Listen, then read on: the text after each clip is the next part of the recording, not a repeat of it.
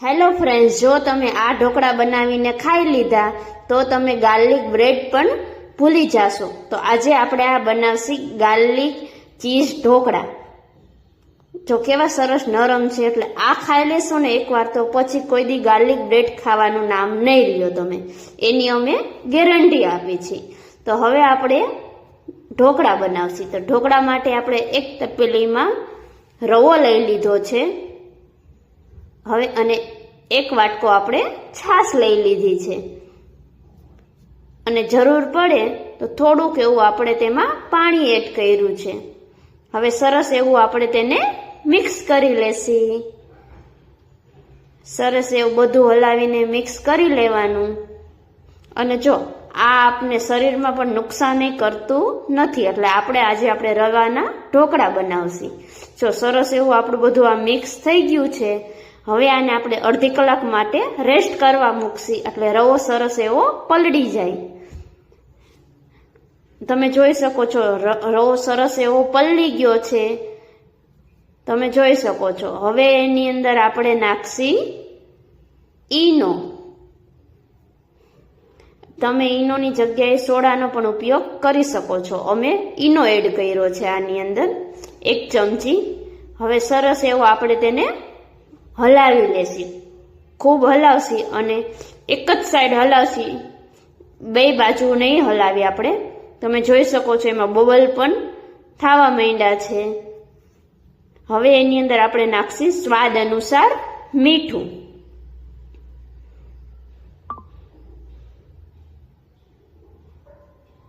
મીઠું નાખીને હવે સરસ એવું પાછું આપણે બધું હલાવી લઈએ। અને જો આવું બહાર ખાવા જાય એના કરતાં ઘરે ખાય તે હેલ્ધી હોય। હવે આપણે એક ઢોકળિયાની 2 પ્લેટ લઈ લીધી છે। હવે તેની ઉપર આપણે ઓઇલ લગાવી લેશી। તમે ઓઇલનો પણ ઉપયોગ કરી શકો છો, બટરનો, ઘી અથવા ગમે તેનો ઉપયોગ કરી શકો છો। અમે ઓઇલનો ઉપયોગ કર્યો છે। ઓઇલ લગાવાઈ ગયું પછી જે આપણું બેટર હતું તે આપણે પાથરી દેશી 2 પ્લેટમાં। આપણું બેટર પથરાઈ ગયું છે। હવે આપણે એક ઢોકળિયું લીધું છે, તેની અંદર ગરમ પાણી થવા મૂકી દીધું હતું ઓલરેડી। ગરમ પાણી થઈ ગયું છે।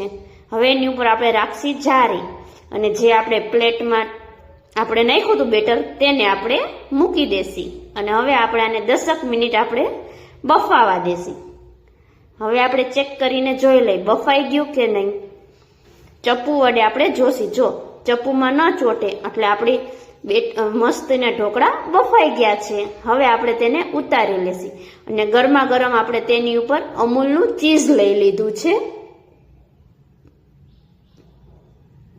ચીઝને હવે આપણે ગરમા ગરમ હશે તેમાં જ આપણે તેને ખમણી લેશી।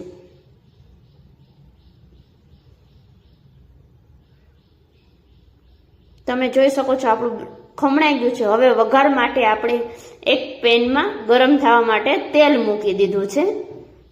તેલ ગરમ થઈ જાય એટલે એની અંદર નાખશી વઘાર કરવા માટે જીરું। હવે નાખશી આપણે લસણની પેસ્ટ। લસણને હવે તેમાં સતડાવા દેવાનું। લસણ સતડાઈ જાય પછી આપણે તેની અંદર નાખશી ચીલી ફ્લેક્સ, અને હવે નાખશી તેમાં લીલા ધાણા ભાજી। હવે આપણે ગેસને બંધ કરી દેશી।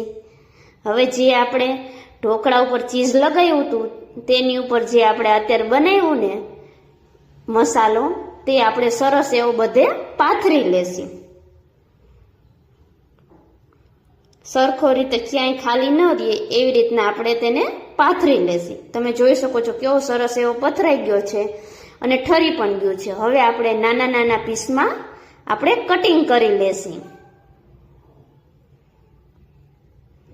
જો આપણે કટિંગ પણ થઈ ગયા છે। હવે તમને હું કાઢીને બતાવું, જો કેવો સરસ એવું ચડી ગયા છે। તો આવા ઢોકળા બનાવજો, ટ્રાય કરજો જરૂર, બહુ મસ્ત બનશે। જો તમારે આવા અમારા વિડીયો જોવા હોય અવનવા, તો અમારી ચેનલને લાઈક, શેર અને સબસ્ક્રાઈબ કરી દેજો, એટલે તમને અમારા સૌથી પહેલા આવા વિડીયો જોવા મળશે।